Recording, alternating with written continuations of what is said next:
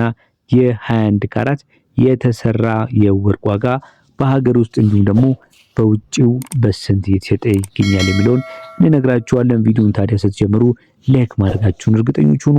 ለቻናሉም አዲስ ከሆናችሁ ይህንን ቻናል ሰብስክራይብ በማድረግ ዕለታዊ ወርቃዊ የሆኑ የተለያዩ ከወርቅ ጋር ተያያዥነት ያላቸው መረጃዎች ተከታተሉ ዘንድ በማክበር እንጋብዛለን። በዚህ ቻናል ላይ ወርቅ ብቻ ሲሆን የተለያዩ የቢዝነስ ሐሳቦችንም እናቀርብላችኋለን። እንግዲህ አብራችሁን ሆኖ አሁን ቀጥታ ወስዳችሁ ወደ መረጃው ነው።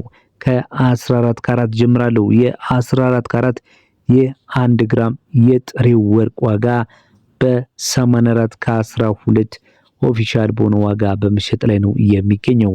በኢትዮጵያ ብር ደግሞ በ13427 ከ66 የኢትዮጵያ ብር እየተሸጠ እንደሚገኝ ያገኘነው መረጃ ያመለክታል።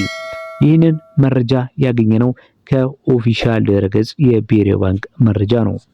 ከ15 ካራቱን ስንመለከት ደግሞ በ90 ከ13 የአሜሪካ ዶላር ሲዘረዘር ሲሸጥ በኢትዮጵያ ብር ደግሞ በ14386 ከ78 በመሸጥ ላይ ነው የሚገኘው።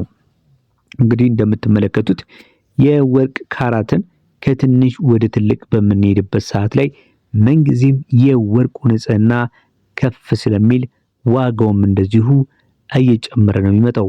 ታዲያ ይህ በጥሬው ወርቅ ዋጋ ብቻ ሳይሆን የተሰራም ወርቅ ቢሆን ዋጋው ከፍ እያለ የሚሄደው ካራቱ ሲጨምር ነው። ካራቱ ሲጨምር ማለት ደግሞ ምን ማለት ነው ካላችሁ፣ ካራት ሁልጊዜም የወርቅ ይዘት መለኪያ ነው። በዛ ማዕድን ውስጥ ምን ያህል ወርቅ አለው ወይም ደግሞ ምን ያህል እጁ